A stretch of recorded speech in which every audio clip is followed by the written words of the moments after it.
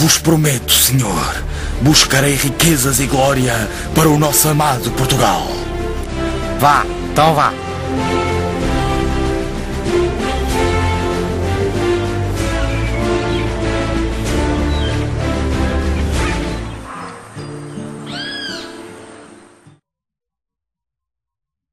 O Brasil não estava vazio quando os portugueses chegaram, em 1500.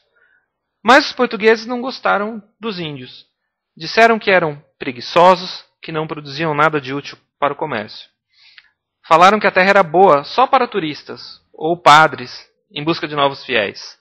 A única mercadoria que despertou interesse comercial nos primeiros 30 anos da colônia foi o pau-brasil. Logo, a madeira maravilhosa do Brasil chamou a atenção de piratas franceses e ingleses, e os portugueses viram que precisavam povoar a colônia para não perder o território.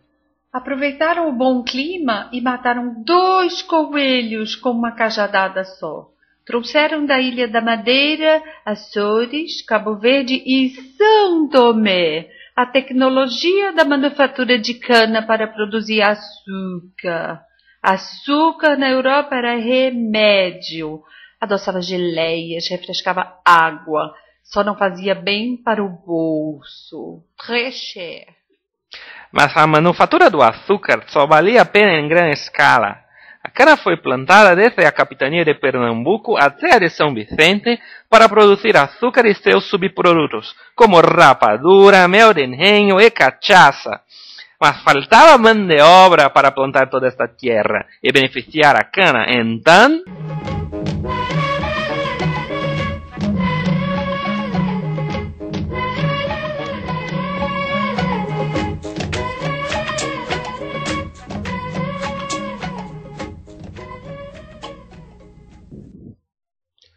O tráfico de escravos de África já era praticado por ingleses e franceses, mas os portugueses foram os primeiros a empregar mão de obra escrava em grande escala.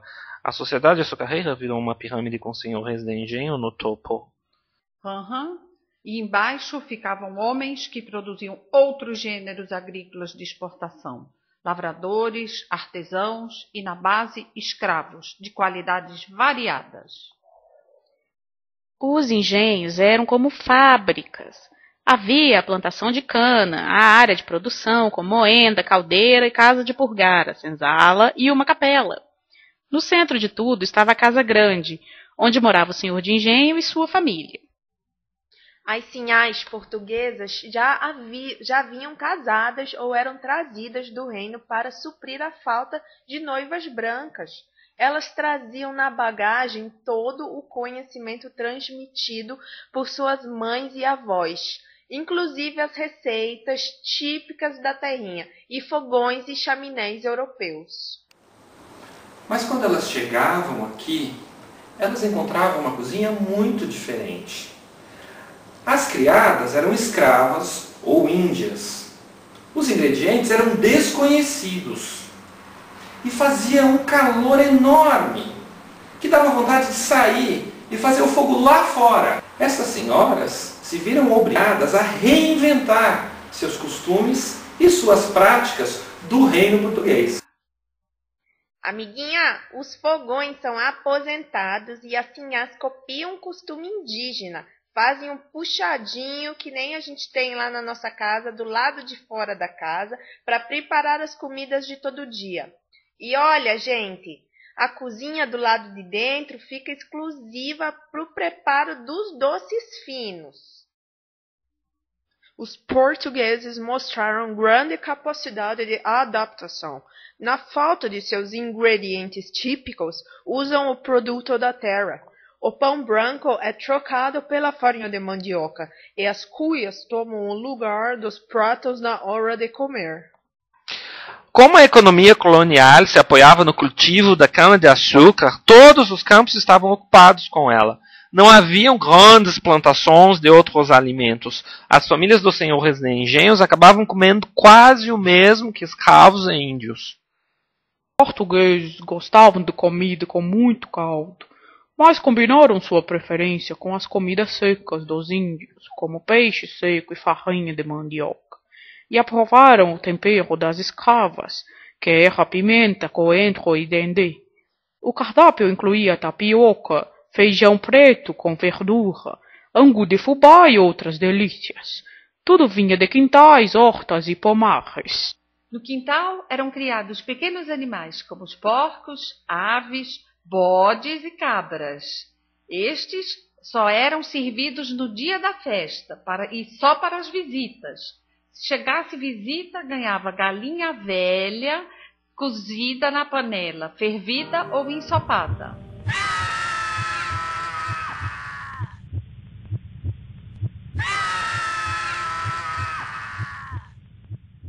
O porco era o animal de mais prestígio, a carne era conhecida de longa data dos portugueses, e sua gordura servia de substituto para a manteiga e ainda preservava a carne, tipo o confit de pato francês.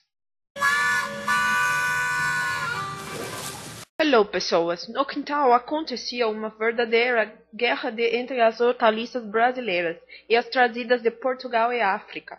Tinha bastante alcachofra, brócolis e alface. Mas, às vezes, as cozinheiras deixavam todo de lado para servir milho, feijão, mandioca, jiló e quiabo. Na época, não era costume dos brancos comer a fruta, que podia fazer mal, e elas ficavam para os escravos. Mas esses senhores decidiram misturar a fruta com o açúcar, santo remédio que neutralizava qualquer efeito ruim. Então eles passaram a encher os pomares de frutas, desde as europeias, tipo maçã, pera, marmelo, até umas frutas irreconhecíveis, jabuticaba, banana e essas coisas. Só fruta diferente. Açúcar e fruta viravam compotas, geleias ou doces cristalizados, secados ao sol. Não sobrava muito açúcar para a casa grande, mas essa quantidade era um exagero para os padrões da Europa, que comprava graminhas de açúcar no boticário. Era um doce muito doce, era um exagero de açúcar que o paladar português estava acostumado, eles adoravam. Eles esbanjavam uma especiaria dessas que era tão cara para demonstrar riqueza. O almoço da visita era qualquer coisa bem simples, mas na sobremesa tinha doce, goiabada, doce de abacaxi. Esses doces eram preparados nas cozinhas de fora, por esclavas usando o colher de pau, um utensílio típico de los indígenas. A sinhá ficava de ojo em todo, mas não botava a mano em la massa. Então, a sinhá portuguesa também coordenava a produção da cozinha interna, que era dedicada aos doces, né? Como o pão de ló, como os filhós, a baba de moça.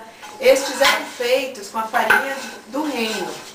E o açúcar, com açúcar, com muitos ovos e o que mais mesmo? Algumas especiarias como canela, cravo, noz moscada. Tá sentindo o cheirinho? E como não tinha manteiga no reino, o que elas faziam? Elas tinham que usar a banha do porco para substituir, porque era um processo de substituição. Fazer doce de fruta é bem fácil. É só cozinhá-la com bastante açúcar. Para goiabada vermelha e doce maravilhosa, é 1 quilo de goiaba para 600 gramas de açúcar. Tira as sementes, espreme e usa o caldo. Junta tudo com as frutas com casca e o açúcar numa panela de fundo grosso. Aí leva ao fogo alto e quente e mexe com uma colher de pau por 40 minutos, até ficar no ponto de comer com a colher, macio e delicioso. Fica bem grossa e solta do fundo da panela. E pronto. Acho que deu, né? Aê! O último trabalho era esse. Mas aí, vamos comer uma goiabada?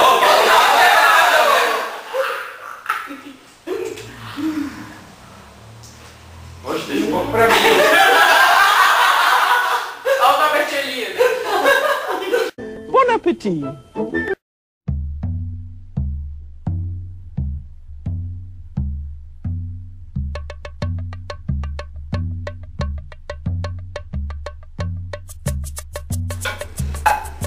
Pode começar?